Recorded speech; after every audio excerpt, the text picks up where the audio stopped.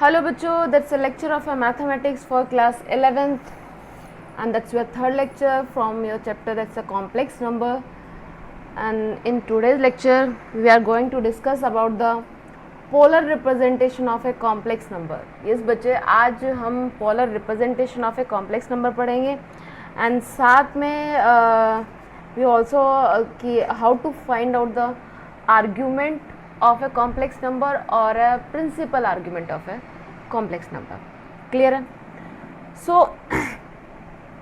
Polar representation of a complex number की बात करें बच्चे, देखिए बच्चे अभी तक हमने किया था कॉम्प्लेक्स नंबर होता है z is equals to x plus iota Y लिख लीजिए, या x इज इक्वल्स जहाँ पे आपका x और y जो है ये दोनों के दोनों कांस्टेंट है, रियल नंबर्स हैं। भाई हमारे पास अभी तक कांस्टेंट नंबर कैसे थे आपके पास, z equals to 3 plus 4 iota, z equals to 1 plus iota, तो ये आपका 3 4 रियल नंबर हो गया, 1 है आयोटा के सामने, यहाँ पे भी 1 है। सो अभी तक आपने जो हमारा कॉम्प्लेक्स नंबर है इस फॉर्म में पढ़ा, that's z equals to x plus iota Y. ठीक है, अब इसी की रिप्रेजेंटेशन हमें पढ़नी है पोलर फॉर्म में, किस तरह से आप इस चीज़ को रिप्रेजेंट करोगे।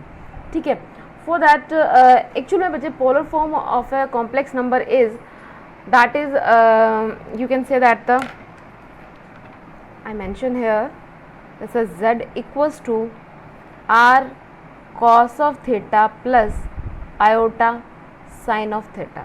yes बच्चे, जो आपका कॉम्प्लेक्स नंबर है अगर उसकी पोलर फॉर्म की बात करूँ तो that is z equals to r into में cos of theta plus iota of sine theta. यहाँ पे बच्चे जो आप r की बात कर रहे हो that's a magnitude of a complex number, magnitude of complex number. ठीक है, तो ये फॉर्म किस तरह से बनेगी पहले ज़रा मैं उसको एक्सप्लेन कर देती हूँ, and by the numericals you can say by the questions आपको ये चीज़ अच्छे से क्लियर होगी। For that to prove that the z, या you can say that to express z as a r cos theta plus iota of sine theta, for that ये बच्चे मैंने representation of a complex number कराया था, that's your real axis and that's a imaginary axis. ठीक है, on a real axis आपकी x axis होगी and Y axis आपकी इमेजिनरी एक्सिस होगी। मैंने क्या किया है कि एक पॉइंट है पी पॉइंट बच्चे, ये आपका एक पी पॉइंट है, इस पी पॉइंट को मैंने लेट कर लिया है, ये पी पॉइंट है आपका, P एक पॉइंट है जिसके आप PAB आपका ये एक पॉइंट है, ये आपने that's let PAB represent the complex number. ये जो P आप पॉइंट लेके चल रहे हो ये कॉम्प्लेक्स नंबर को रिप्रेजेंट करता है, that's z equals to A plus iota of B। Clear है? एंड इस P का अगर बच्चे मैं distance from the O point, ये आपका ओरिजिन हो गया O से यहाँ तक का डिस्टेंस ये है R, एंड ये आपका जो P पॉइंट है दैट्स मेकिंग एंगल थीटा। ठीक है, फिर मैंने क्या किया, इस P पॉइंट से एक परपेंडिकुलर ड्रॉ कर दिया बच्चे on a x axis, you can say that the real axis, ये आपने परपेंडिकुलर ड्रॉ कर लिया फ्रॉम अ पॉइंट O। इस पॉइंट को मान लीजिए मैं M दे देती हूँ नाम, ये आपका OP आपका R डिस्टेंस हो गया, O टू M का डिस्टेंस हो गया आपका A, एंड M ये PM आपका डिस्टेंस ये आपका हो गया B। बच्चे ये आपने परपेंडिकुलर ड्रॉ किया है, जो PM इज़ अ परपेंडिकुलर, सो यहाँ पे एक ट्राइंगल बना है, आपके पास एक ट्राइंगल बन के आया POM, इन विच जो ये आपका PM है ये परपेंडिकुलर है ऑन OM, तो ये आपका राइट एंगल ट्राइंगल बना। ठीक है, राइट एंगल ट्राइंगल बना, बस वही चीज़ें हैं। मैंने सबसे पहले लेट किया है OP R डिस्टेंस पे from the O point, theta angle which is make which OP makes with the positive direction of x axis. फिर मैंने PM एक परपेंडिकुलर ड्रॉ किया ऑन OX पे, OM से लेके डिस्टेंस था आपका A, PM आपका डिस्टेंस है B। क्लियर है? चलिए फिर आपने क्या, मैंने now from the right angle triangle, आपके पास एक राइट एंगल ट्राइंगल जो हमारे पास बन के आया दैट्स अ ट्राइंगल OMP, वहाँ पे मैंने सिंपल सा पाइथागोरस थ्योरम लगाया। ये देखिए बच्चे आपके पास जो फिगर था वो कुछ इस तरह से था, ये एक परपेंडिकुलर, ये था आपके पास राइट एंगल ट्राइंगल, ये आपका पी पॉइंट था, ये एम था, ये ओ था, ये डिस्टेंस ए है, ये बी है और ये आर है। पाइथागोरस थ्योरम लगाई, दैट्स अ हाइपोटेनस। हाइपोटेनस का भाई पाइथागोरस थ्योरम होती क्या है, हाइपोटेनस का square is equals to base का स्क्वायर प्लस परपेंडिकुलर स्क्वायर। तो यहाँ पे ये देखिए बच्चे, आपका that's a O M is a base and hypotenuse is OP and perpendicular is the PM. So just put these values. OP की value कितनी है, R square is equals to A square plus B square. Clear है, R is equals to under root A square plus B square. अब ये देखिए बच्चे, जो आपके पास R डिस्टेंस आया है, जस्ट रिकॉल दैट कि जब आप एक कॉम्प्लेक्स नंबर का मैग्नीट्यूड निकाल रहे थे तो आपके पास क्या वैल्यू आ रही थी, ये देखिए बच्चे, Z equals to x plus iota y है। Magnitude of z equals to under root of a square of the real value plus square of the imaginary value. यही तो चीज़ हुआ, क्लियर है। तो यहाँ पे r जो है that's a magnitude of a complex number आपके पास आ गया। अब देखिए बच्चे, इस ट्राइंगल में मैं कॉस थीटा और साइन थीटा दोनों वैल्यूज़ को फाइंड आउट कर सकती हूँ। कॉस थीटा यहाँ पे देखा जाए तो बेस अपॉन हाइपोटेनस, यही होता है, that equals to cos theta. Base क्या है, ए है, दैट्स यहाँ से देखिए बच्चे, मैंने कॉस थीटा की वैल्यू निकाली है ना triangle. Cos theta is equals to base upon hypotenuse होता है। बेस आपका ओ एम है, हाइपोटेनस ओ पी है, O M by O P is equals to cos of theta. O M is equals to O P को इधर लेके चले गए, ओ पी कॉस थीटा हो गया। ओ एम आपका डिस्टेंस जो है that's a A and O P is distance R and that's a cos theta. यहाँ से आपके पास एक ए की वैल्यू फाइंड आउट होके आ गई, ठीक है, ये आपके पास एक ए वैल्यू आ गई। इसी तरह से in that triangle you can find the value of a sine theta. Sine theta is equals to perpendicular upon hypotenuse, that's a P M by O P, that's equals to sine of theta, that's a P M O P इधर चला गया, O P sine theta. O P कितना है, R, P and P M is the B, that's a B is equals to R sine theta हो गया। ये आपके पास एक रिजल्ट आ गया। सो देखिए बच्चे, आपके पास ए की वैल्यू आ गई एंड बी की वैल्यू आ गई है, ठीक है।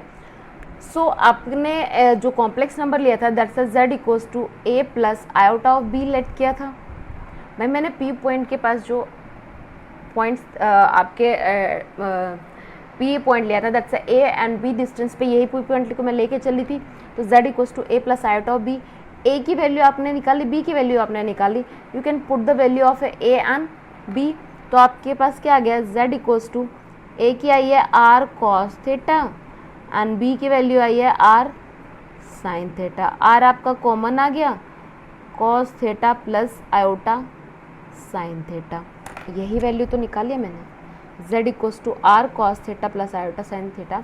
ये है आपके कॉम्प्लेक्स नंबर को किस तरह से, मतलब पोलर फॉर्म में, मतलब you can say that the complex number in a polar form. Clear है। सो इन शॉर्ट कॉम्प्लेक्स नंबर को पोलर फॉर्म में इस तरह से लिखा जाता है। क्लियर है। अब बात करते हैं बच्चे, ये बच्चे आपको न्यूमेरिकल्स में बहुत अच्छे से क्लियर हो जाएगा, सो don't be worry about that thing. Now हम बात करेंगे argument of a complex number. Argument of a complex number की बात करूँ तो बच्चे ये देखिए, ये आपने एक रियल एक्सिस ले ली, ये इमेजिनरी एक्सिस है आपकी। वो एक पॉइंट है, मैंने पी पॉइंट लिया जिसके पास एक्स एंड वाई कोऑर्डिनेट है। ये आपका ये एम पॉइंट हो गया, ओ एम, जो भी हम ए भी लेके चल रहे थे, अगर आप ए भी लेके जाओगे तो कोई बड़ी बात नहीं है। Z equals to x plus iota of Y है, ठीक है।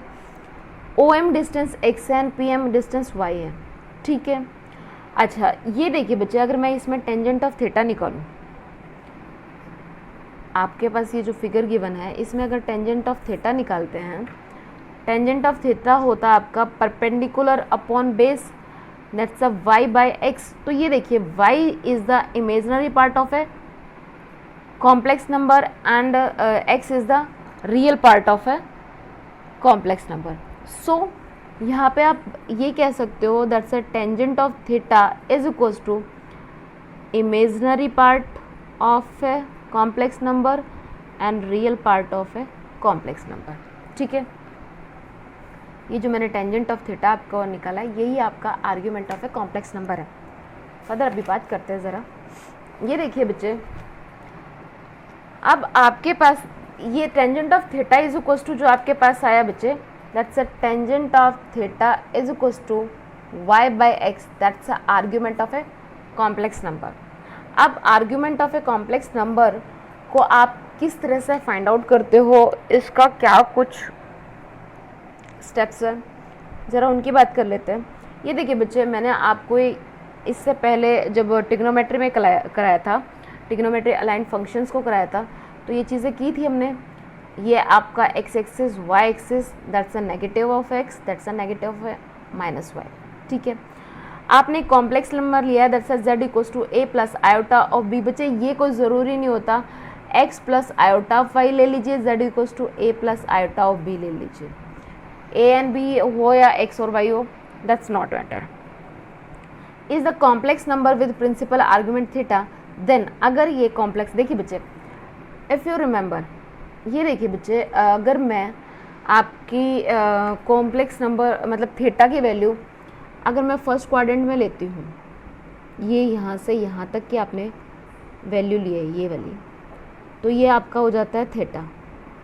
ठीक है, फिर मैं मान लेती हूँ, या सॉरी बच्चे, ये पी पॉइंट अभी तक हम लेट करते रहते, ये आपका पी पॉइंट कहीं यहाँ लाई कर रहा था, यहाँ से यहाँ तक ये आपका थीटा हो गया। मान लेते हैं आपका कॉम्प्लेक्स नंबर यहाँ कहीं लाई कर रहा है बच्चे, यहाँ पे मैं जो पी पॉइंट, मैं पी के बजाय मैं यहाँ पे जेड लिख लेती हूँ, ये आपका कॉम्प्लेक्स नंबर है। अब आपका थीटा होगा, ये देखिए ये पूरा का पूरा तो पाई होता है, लेकिन यहाँ से यहाँ तक क्या है अब पाई माइनस थीटा, यही होगा। अच्छा, अब मान लीजिए आपका z यहाँ का ही लाई कर रहा है, एट दैट टाइम आपके थीटा की वैल्यू पाई प्लस थीटा यही होगी। फिर जो एंगल होगा थीटा की कह रही हूँ, एंगल जो होगा वो पाई प्लस थीटा होगा। अब मान लीजिए आपका यहाँ फोर्थ क्वाड्रेंट में z यहाँ पे है, तो अब क्या आ जाएगा बच्चे 2 पाई माइनस थीटा, ये पूरा का पूरा 2 पाई होगा तो उसमें से थीटा माइनस हो गया। ठीक है, ये सिंपल सी बात है बच्चे, ये आई नो बहुत हौच पौच हो रहा है, but you have to understand कि मैंने जब ये पहला, देखो बच्चे, मैंने जब ये कॉम्प्लेक्स नंबर फर्स्ट क्वाड्रेंट में लाई कर रहा था तो आपके पास बन रहा था ये थीटा। जब कॉम्प्लेक्स नंबर आपका सेकंड क्वाड्रेंट में आ गया है तो आपके पास ये आ गया theta. Sorry I take the next. ये देखिए बच्चे, ये आपके पास थीटा आ गया सेकंड क्वाड्रेंट में, ये आप थीटा बन गया। जब आप थर्ड में आ गए तो यही थीटा आपके पास ये पाई प्लस थीटा एंगल की वैल्यू है ये, एंड जब आप फोर्थ क्वाड्रेंट में हो तो ये आपके पास आ जाता है 2 पाई माइनस थीटा। ठीक है, इफ़, अब ये कुछ स्टेप्स है, ये कुछ रूल्स है, you have to follow this rules. If z equals to a plus iota of b is a complex number, then principal argument value जो होगी बच्चे, अगर थीटा आपके जो प्रिंसिपल, क्योंकि बच्चे यहाँ से देखा जाए तो ये tangent of theta is equals to y by x, theta is equals to tan inverse of y by x, ये है आपका प्रिंसिपल आर्ग्यूमेंट। तो प्रिंसिपल आर्ग्यूमेंट की वैल्यू इस थीटा की वैल्यू, अगर ये आपने जो कॉम्प्लेक्स नंबर लिया है z equals to a plus iota of b, अगर पहला केस जो है बच्चे, फर्स्ट केस देखिए ज़रा, if a is greater than 0 and b is greater than 0, यानी कि a और b दोनों की पॉजिटिव वैल्यू हो, यानी you can say that the, अगर आपके पास z equals to 3 plus 4 iota है, यहाँ पे a की वैल्यू और b की वैल्यू दोनों ग्रेटर देन 0 है, एट दैट टाइम जो आपका प्रिंसिपल आर्ग्यूमेंट की वैल्यू होगी दैट्स अ थीटा, वो लाई करेगी 0 टू पाई बाई 2। ठीक है, अगर आपकी a और b की वैल्यू दोनों की वैल्यूज ग्रेटर देन 0 है, एट दैट टाइम जो आपके प्रिंसिपल आर्ग्यूमेंट की वैल्यू है वो लाई करेगी between the 0 to pi by 2। Second case की बात कर रहा है बच्चे, if a is less than 0, अगर a जो है वो नेगेटिव हो, b पॉजिटिव हो, यानी कि आपके पास देखिए बच्चे, अगर ये कंडीशन है तो ये मान लीजिए z इक्वल्स टू ये हो -3 प्लस 4 आयोटा। ठीक है, अगर ये हो आपके पास z इक्वल्स टू -3 + 4 आयोटा, ये आपके पास हो, तो एट दैट टाइम बच्चे देखो a इज़ लेस देन 0 है and b is greater than 0 है। इसमें आपके आर्ग्यूमेंट की वैल्यू, प्रिंसिपल आर्ग्यूमेंट की वैल्यू लाई करेगी π/2 टू π, ठीक है। अगर दैट्स अ थर्ड कंडीशन, अगर a is greater than 0, b is less than 0, यानी कि आपके पास z की वैल्यू हो 3 - 4 आयोटा। इस कंडीशन में जो आपकी प्रिंसिपल आर्ग्यूमेंट की वैल्यू लाई करेगी वो लाई करेगी बिटवीन द 0 टू -π/2। बच्चे ये कुछ रूल्स है, you have to follow this rules, ठीक है। Next one is that, fourth condition is that if ऐसा हो कि b इज लेस देन 0 हो और a इक्वल्स टू 0 हो। बच्चे देखिए, अगर ऐसा हो आपके पास z इक्वल्स टू हो -2 iota, z equals to -4 iota, तो यहाँ पे देखिए बच्चे a प्लस आयोटा और b था। आयोटा की टर्म जो है b इज इक्वल्स टू है -2, a इक्वल्स टू 0 है, b इज लेस देन 0 है। देन एट इस टाइप की कंडीशन में आपके पास क्या आएगा, जो प्रिंसिपल आर्ग्यूमेंट की वैल्यू होगी दैट इज लाई बाय π/2 -π/2 -π, ठीक है। And third condition is that if argument z is greater than π, अगर आप आर्ग्यूमेंट z निकालते हो उसकी वैल्यू ग्रेटर देन π आ जाती है, then the principal value of argument of z का निकालना हो तो बच्चे आपको उसको सब्ट्रैक्ट करना पड़ेगा, मतलब जो भी वैल्यू ऑब्टेन करोगी उसमें से 2π को सब्ट्रैक्ट करोगे। मैंने इसका एक क्वेश्चन आपको करा रही हूँ, so don't be worry about that, ठीक है। In last if z equals to x plus iota of y, then argument of z equals to tan inverse imaginary part of a complex number divided by the real part of a complex number. ये था हमारा, ठीक है। चलिए अब बच्चे देखिए, polar form मैंने बताई आपको, आर्ग्यूमेंट बताया। अब मैं बाय क्वेश्चन आप चीज़ों को आप लोगों को ये चीज़ें एक्सप्लेन करूँगी एंड थ्रू दैट आप बहुत ईजिली से ये चीज़ें क्लियर हो जाएगी आपको, ठीक है। यहाँ से आपके दोनों चीज़ें निकल के आएंगी बच्चे, एम्पलीट्यूड भी मतलब मॉडुलस भी बता दूंगी किस तरह से निकालना है, प्रिंसिपल आर्ग्यूमेंट भी और पोलर फॉर्म भी। आपकी मॉडुलस का हमारा प्रीवियस लेक्चर में ऑलरेडी हम डिस्कस कर चुके हैं, लेकिन फिर भी यहाँ पे एक बारी आपके हो जाएंगे क्वेश्चंस। ये मैंने आपके एनसीईआरटी से क्वेश्चन लिया है, सो करते हैं ज़रा हम स्टार्ट।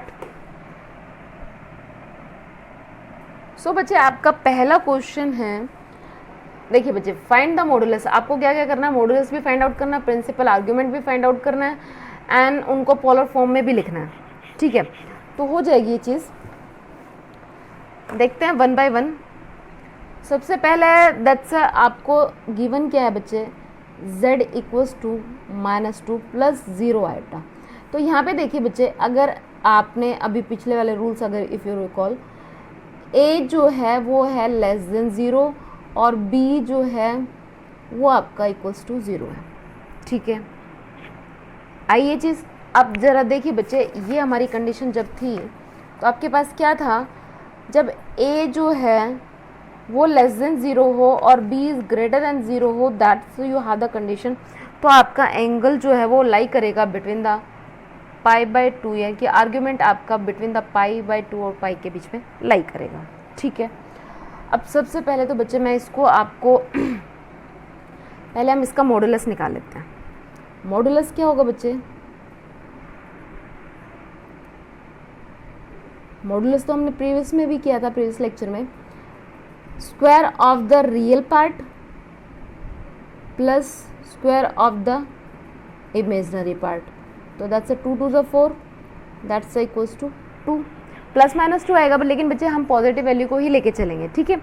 अच्छा, ये आपके पास मॉडुलस की वैल्यू आ गई 2, ठीक है। अच्छा अब देखिए बच्चे, पोलर फॉर्म क्या थी आपकी, ये एक टर्म तो ये निकल के आ गई आपकी। अब अगर मैं पोलर फॉर्म की बात करूँ तो z equals to r into में cos of theta plus iota sine of theta होगा, ठीक है। अच्छा, अब ये देखिए बच्चे, आपके पास अगर मैं यहाँ say that is r cos of theta plus iota r sine theta, ठीक है। अब क्या कीजिए बच्चे, आपके पास मैं z आपके पास जो था दैट्स -2 प्लस 0 आइटा, तो रियल पार्ट को रियल पार्ट के इक्वल कीजिए, इमेजिनरी पार्ट को इमेजिनरी पार्ट के, तो ये आ गया r cos theta is equals to -2, r sin theta आ गया आपका इक्वल्स टू 0। अब इन दोनों इक्वेशन की स्क्वायरिंग कर लीजिए, ठीक है, तो ये हो जाएगा r square cos square of theta equals to 4, ठीक है, एंड ये r square sine square of theta equals to 0, ठीक है। अब ये मान लेते इक्वेशन फर्स्ट होगी, ये हो गई इक्वेशन सेकंड, दोनों इक्वेशन को ऐड कर लीजिए बच्चे, r स्क्वायर बाहर रह गया, that's a cos square of theta plus sine square of theta that equals to 4, ये sine square theta plus cos square theta 1 होता है, r स्क्वायर इक्वल्स टू आ गया 4, यानी कि r आपका आ गया इक्वल्स टू 2। क्लियर है यहाँ तक? चलिए सो बच्चे देखिए, सबसे पहले तो हमारा मॉडुलस भी निकल गया था, अभी हमने r की वैल्यू निकालनी है। अब आ जाते हैं ज़रा हम प्रिंसिपल आर्ग्यूमेंट पे, ठीक है। अब यहाँ से देखिए बच्चे, मैं आपका ये देखिए बच्चे, हमारे पास जो पोलर फॉर्म में था complex that's equals to r, हमारे पास 2 आ चुका है, that's a cos of theta plus 2 iota sine of theta and that's equals to -2 plus 0 iota. अब ज़रा कंपैरिजन कीजिए बच्चे, तो ये आ जाएगा 2 cos of theta is equals to -2 and 2 sine of theta equals to 0। तो यहाँ से बच्चे cos of theta is equals to -1 आ गया, 2 इधर चला जाएगा, और साइन थीटा आपका 0 आ गया, यही होगा। सो बच्चे आप मुझे थीटा की वो वैल्यूज़ को देखिए जिन वैल्यूज़ में आप थीटा की ऐसी वैल्यू रखो कि आपका cos थीटा इक्वल्स टू -1 हो जाए, साइन थीटा इक्वल्स टू 0 हो जाए, ठीक है। सो इसके लिए बच्चे आपकी ए की वैल्यू सेटिस्फाई करती है अगर थीटा इक्वल्स टू पाई हो, थीटा इक्वल्स टू अगर पाई हो, क्योंकि cos पाई -1 होता है, साइन पाई 0 होता है। सो आपके पास प्रिंसिपल आर्ग्यूमेंट जो आ गया बच्चे,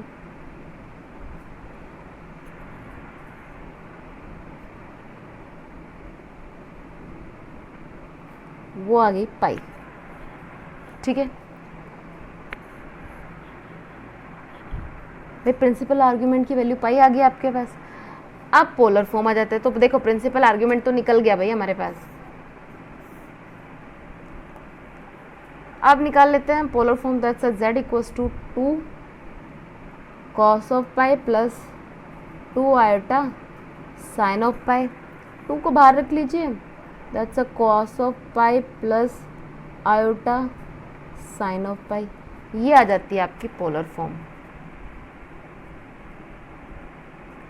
ठीक है भाई। देखिए बच्चे हमने कैसे किया है उस चीज़ को समझिए। मैंने सबसे पहले मॉडुलस फाइंड आउट किया था, ये देखिए सबसे पहले मॉडुलस फाइंड आउट किया। मॉडुलस फाइंड आउट करने के लिए मुझे r की वैल्यू को भी चाहिए, तो मैंने r की वैल्यू भी फाइंड आउट की। To find out the r की वैल्यू को फाइंड आउट करने के लिए जो मुझे कॉम्प्लेक्स नंबर गिवन था, मैंने पोलर फॉर्म कॉम्प्लेक्स नंबर की उसके साथ उसको इक्वेट कर लिया, ठीक है। मैंने उसको इक्वेट किया, मेरे पास r की वैल्यू आ गई।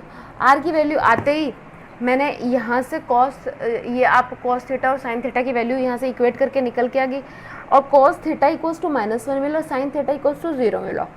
तो बच्चे ये ऐसी कोई वैल्यू जो इन दोनों कंडीशन को अगर सेटिस्फाई करे, दैट इज़ पाई, आ गया आपकी प्रिंसिपल वैल्यू। उस प्रिंसिपल वैल्यू जो आपके पास आर्ग्यूमेंट निकल के आया है प्रिंसिपल आर्ग्यूमेंट, उसकी वैल्यू पुट कीजिए, पोलर फॉर्म आ जाएगी। क्लियर है? चलिए नेक्स्ट क्वेश्चन है आपका बच्चे, दैट्स अ क्वेश्चन नंबर 2 आपका, दैट्स अ -1 प्लस √3 आयोटा, ये आपको क्वेश्चन में गिवन है, ठीक है बच्चे। तो ये देखिए ज़रा बच्चे,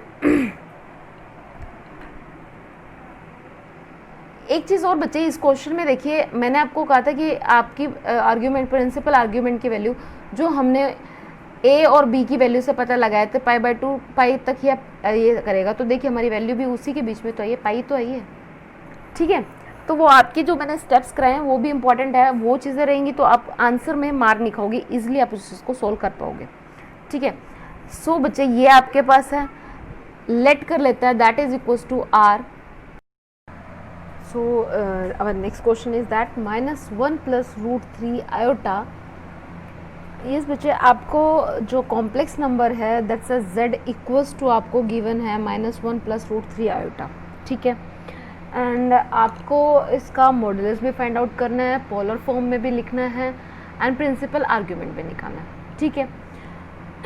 अभी हमने किया बच्चे, polar form of any complex number को लिखा जाता है that's a z equals to r cos theta plus iota sine theta, ठीक है। सो बच्चे ये भी एक कॉम्प्लेक्स नंबर है, ये भी कॉम्प्लेक्स नंबर की एक फॉर्म है। मैंने दोनों को इक्वेट कर लिया। इक्वेट किया तो बच्चे रियल पार्ट को रियल पार्ट के साथ इक्वेट कर सकते हो और इमेजनरी पार्ट को इमेजनरी पार्ट के साथ कर सकते हो। सो रियल पार्ट बनेगा आपका r cos theta that equals to -1 and imaginary part is r sin theta that equals to √3, ठीक है। अब क्या करते हैं बच्चे, अब यहाँ पे बच्चे एक चीज़ और भी जो मैंने आपको नहीं बताई, यहाँ पे अगर मैं देखती हूँ a जो है वो लेस देन 0 है एंड b जो है वो आपका ग्रेटर देन 0, ठीक है। चलो देखते हैं इससे क्या कुछ निकलता है हमारा। ये मान लेते हैं इक्वेशन फर्स्ट हो गई और ये हो गई आपकी equation second. Squaring equation first and square of the equation second, और दोनों की स्क्वायरिंग का एडिशन कर लीजिए।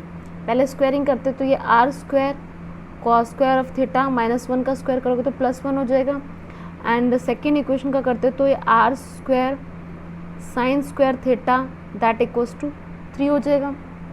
मान लेते ये इक्वेशन आ जाती है आपकी थर्ड एंड फोर्थ। अब क्या कीजिए, इक्वेशन थर्ड एंड फोर्थ को ऐड कर दीजिए। यस बच्चे, add equation third and fourth कीजिए।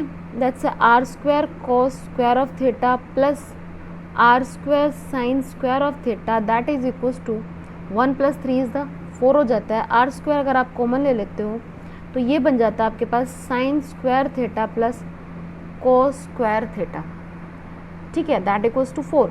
Sign square theta plus cos square theta equals to 1 होता है। ये तो हमने आइडेंटिटी पढ़ी है भाई। तो ये हो जाता है आपका r स्क्वायर इंटू में 1 दैट इक्वल्स टू 4। r की वैल्यू आ जाती है आपके पास 2। लो भाई, एक काम तो ये हो गया। अब ज़रा मॉडुलस की बात कर ले बच्चे।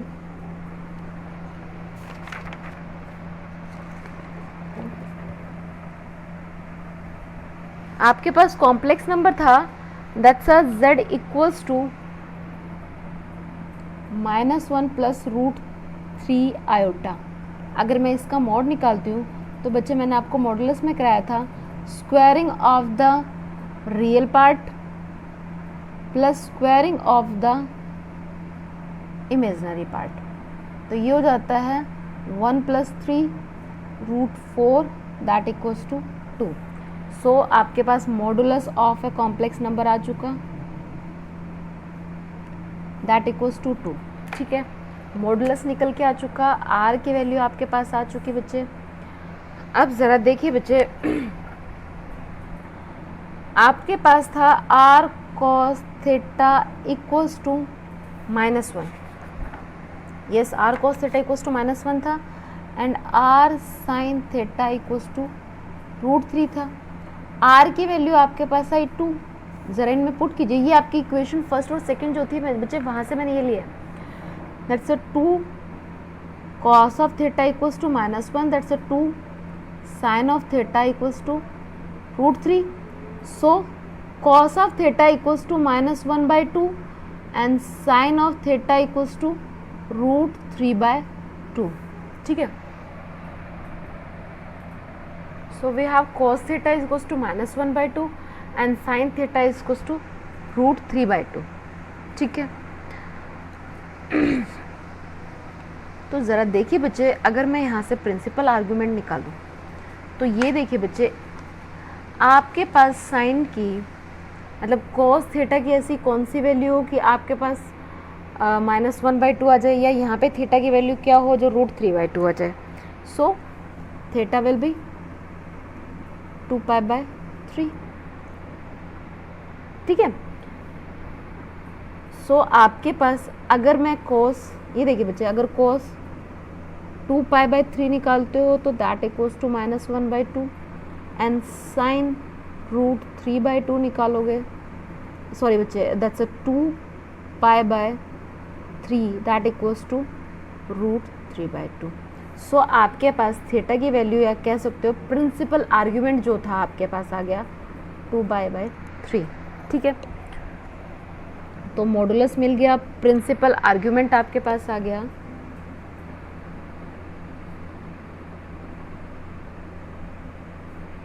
Theta is equals to 2π/3। ठीक है, यही हमें चाहिए था, मॉडुलस और ये मिल गया। अब बचता है क्या, पोलर फॉर्म में कैसे लिखें। Polar form that's a z equals to r cos of theta plus iota sine of theta होता है। r की वैल्यू आई थी 2, थीटा आपके पास है 2π/3 that's a cos 2π/3 plus iota sine 2π/3। मिल गया आपको आंसर, यही चाहिए था हमें। क्लियर है? तो बच्चे ये देखिए, ये आपकी पोलर फॉर्म बन गई, ये प्रिंसिपल आर्ग्यूमेंट और ये आ गया मॉडुलस। स्टेप बाय स्टेप हमने सारी चीज़ें की हैं।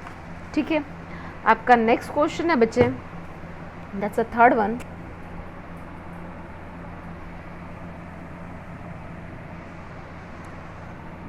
z equals to 1 minus iota.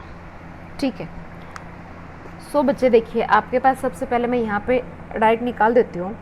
Modulus of z निकालोगे that is equals to square of the real part plus square of the imaginary part. ये आपके पास कितना आ जाएगा, √2। ठीक है, क्लियर है? मॉडुलस की वैल्यू यानी कि आपके पास यहाँ से मैं बात करूँ, modulus of z equals to √2। ठीक है,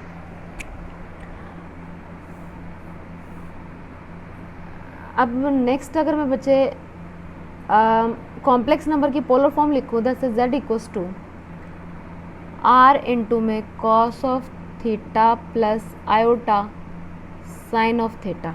ठीक है, ये टर्म लिखी हमने। अच्छा बच्चे, मैंने आपको बताया था कि r जो होता है वो modulus of a complex number है, यानी कि आपके पास r की वैल्यू भी √2 ही आएगी। चाहे आप इसको डिटरमाइन भी कर सकते हो, that's not a big deal. ठीक है, अच्छा इसको डिटरमाइन करने के लिए आपको मैं इस चीज़ का एक तरह से वो कहते हैं ना, प्रूफ हो जाएगा आपके पास। z इक्वल्स टू है 1 minus iota and polar form इसकी है r इंटू में cos of theta plus iota sine of theta. ठीक है, यही था हमारे पास। अच्छा यहाँ से देखिए बच्चे, मैं रियल पार्ट को रियल पार्ट के साथ कर लेती हूँ और इसको देखिए मैं लिख सकती हूँ r cos theta plus r iota r sine theta. ठीक है, रियल पार्ट है यानी कि आपके पास आ गया r cos theta equals to 1 और इमेजिनरी पार्ट की देखी जाए तो that's a -1 r sine theta equals to -1। ये आपकी इक्वेशन 1 हो जाती है, इक्वेशन सेकेंड हो जाती है। आप कीजिए squaring of equation first and second. ठीक है, ये आ जाएगा r square cos square of theta equals to 1, ये आ जाएगा r square sine square of theta equals to 1। -1 का स्क्वायर करोगे तो पॉजिटिव वैल्यू हो जाएगी आपके पास।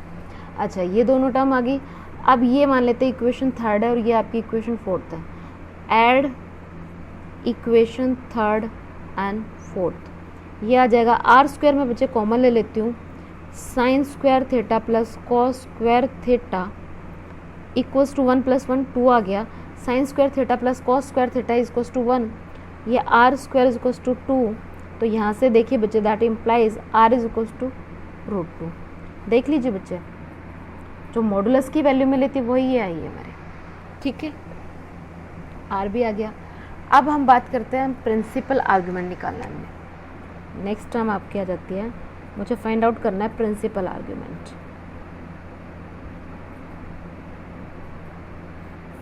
प्रिंसिपल आर्गूमेंट को फाइंड आउट करना है बच्चे। ये देखिए आपके पास यहाँ से अगर मैं एक चीज़ देखूँ बच्चे, इक्वेशन फर्स्ट और इक्वेशन सेकंड में आ जाइए। r की जगह पे रखिए √2 cos of theta equals to 1। इसको आप लिख सकते हो that's a cos theta equals to 1/√2। Equation second में अगर आप लिखते हो दैट्स साइन थीटा आपके पास आ जाएगा -1/√2। ठीक है, क्लियर। अच्छा, ये आपके पास वैल्यू आ गई। तो आपको बच्चे एक ऐसी थीटा की कोई ऐसी वैल्यू जिसकी अगर मैं कॉस ऑफ दैट थीटा करूँ तो वो 1/√2 मिले और साइन थीटा करूँ तो -1/√2 मिले। ठीक है, सो बच्चे ये देखिए इस टाइप की अगर मैं वैल्यू की बात करूँ तो दैट्स 7π/4 होगा। बच्चे 7π/4 जो है दैट इज़ नॉट, क्योंकि आपका प्रिंसिपल आर्ग्यूमेंट की वैल्यू π2 + π से बाहर नहीं होगी। प्रिंसिपल आर्ग्यूमेंट की वैल्यू जो होगी वो -π2 + π तक ही एग्जिस्ट करेगी, इससे बाहर नहीं जाएगी। ठीक है, इसको आप 0 to 2π भी लिख सकते हो, बट -π2 π तक ही एग्जिस्ट करेगी। ठीक है, सो बच्चे ये 7π/4 ये तो नहीं लाई करता इसमें। तो मैंने आपको जो आपकी थर्ड जब step to find out the principal argument आपको कराया था, तो मैंने कहा था जब अगर वैल्यू आपकी 2π से ज़्यादा आ जाती है या फिर that's not lie in that limit, आपको करना क्या है, उस वैल्यू में से आपने 2π को डिटेक्ट कर देना है।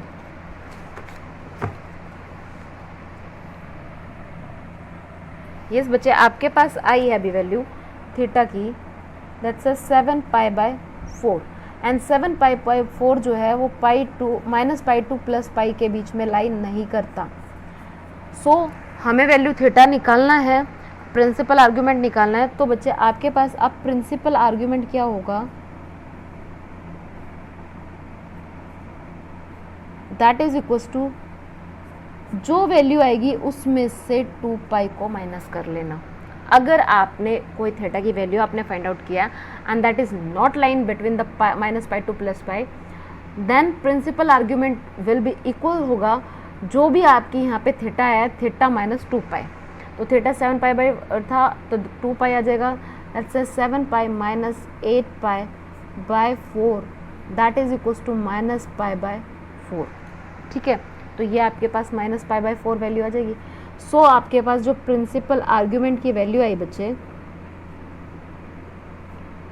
दैट इज इक्वल्स टू -π/4, ये रिजल्ट है आपके पास।